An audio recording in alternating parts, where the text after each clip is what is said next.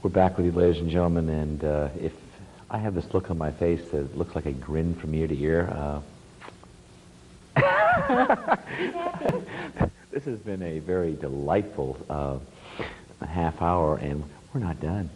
We're getting to the good part again. Tell us some more about the cookbook, and we're going to get into the Pinot and which is a brand new wine for Simi, which is very exciting, and the Reserve Cab, which thank you for including that. Yeah. Now tell us about that particular section of the book, if you will. Well, we're talking about two chapters. There's a Pinot Noir chapter, and then there's the Cabernet and other Bordeaux varietal chapters. And it's very interesting because a lot of if you look at the ingredients, each chapter has a profile for the wine, and it says, with food conflicts as well as complementary foods. So that means that you can get in the kitchen and... Let me stop you there. Food conflicts? Oh, yeah. So you're telling them what to do, but you're also telling them what not to do. I think what I'm doing is saying that the wine will not taste as good as it could if you serve it with these particular foods. Oh, well, that's really great. And I'll give you a good example. Cabernet and lamb are known to be a wonderful combination, but in a restaurant, they did a special Simi dinner for us once where they had lamb with Cabernet, but they had the lamb with a cilantro cumin crust. And those two herbs, the cilantro and cumin, they are very pungent and green and acidic, and they made that wine taste so bad.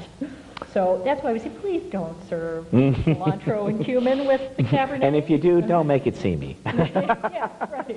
You can do what you want with it. Well, anyway, so that, but if you look at the ingredients list for Cabernet and Pinot Noir, they have a lot of things in common. So I thought it would be very interesting. I've done two different beef dishes that we will try with this, and one which is prepared for the Pinot, one for the Cabernet. And I think the difference is that Pinot Noir, I like to describe Pinot Noir as being a white wine masquerading as a red because it's subtle. And it On that note, it can be easily overwhelmed by extremely strong flavors, whereas of course Cabernet is a huge wine, and it just gets right up there with the strong flavors and says, here I am, and it's a match.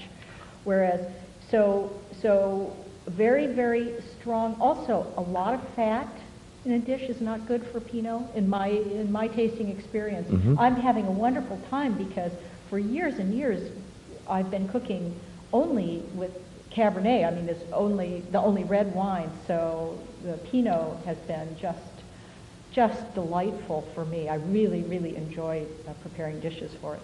Well, I think what we need to do is beg for the food. All right, let's do it. Again, from the cookbook to the table. You've done it again here. You have two beautiful dishes. And ladies and gentlemen, if you're envious of me sitting here, and you should be, this is absolutely wonderful, Mary. And please, take the ball and run with it here. My pleasure. What I've done here is two beef dishes, but with very different preparations. And let me discuss your dish first. This is a filet mignon, and it's with a sauce oriental, I call it, because it's really a Cabernet reduction sauce. I put in a little garlic and ginger, star anise, and then I use a little soy sauce in it, and then some demi-glace, and it makes a really rich, deep sauce, which is the equal of a very rich and deep Cabernet. I'm going to ask you a little offbeat question from this. Could you take the same sauce and make it spicy? Could it be spiced? And that's actually for my own. I would, because it's such a wonderful, rich sauce. Yes, you could. I would probably myself be inclined to do it by using, if I used a lot of black peppercorns in the reduction. Just a thought that I had, because they call me Dr. Pepper in some states. Oh, Dr. Pepper, it's my fave. Other than wine, of course. Okay, all right. This is how I stay humble, because people keep catching me with Dr. Pepper in my hand. Anyway. Okay. So I would use black pepper rather than chili pepper, just because I think that it would be harmonically more pleasant with the other ingredients. Well, not that this isn't standing by itself. It's just absolutely gorgeous, and I tasted that sauce, and it's like, ah, Yeah, it's breathtaking. It's a fun sauce because people have a hard time figuring out exactly what is in it. But anyway, I just found out, so. It echoes, the seasonings in there echo. The star anise has a sort of similar. You often get sort of anise flavors in Cab. Anyway, it's served with pieces of roasted potato and this little thatch of deep fried leeks on the top. So altogether, you have quite a rich dish. Now, the beef dish for the Pinot Noir, in order to not overwhelm the subtle complexities of the Pinot, I've made much lighter. There's no rich sauce. This is a brochette of beef with a little wrapped with bacon. Both in the cookbook? Yes. Okay. Yes.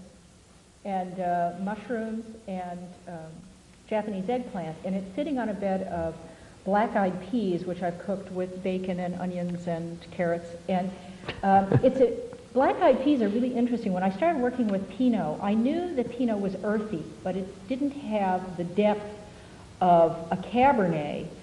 So I was trying to find something that was not quite as intense, and black-eyed peas are perfect because they're slightly earthy and they're slightly sweet. So I think you should taste, huh? Well, you know what? We've run out of time to taste, so we're going to have to taste after the show. Oh, shucks. I have to thank you, Mary. You're absolutely wonderful. And here at Simi Winery, this is the nectar of the gods, ladies and gentlemen. This Pinot is absolutely wild, absolutely a new special wine, and always special things from Simi Winery, including yourself, ma'am. Thank you so much. May God bless.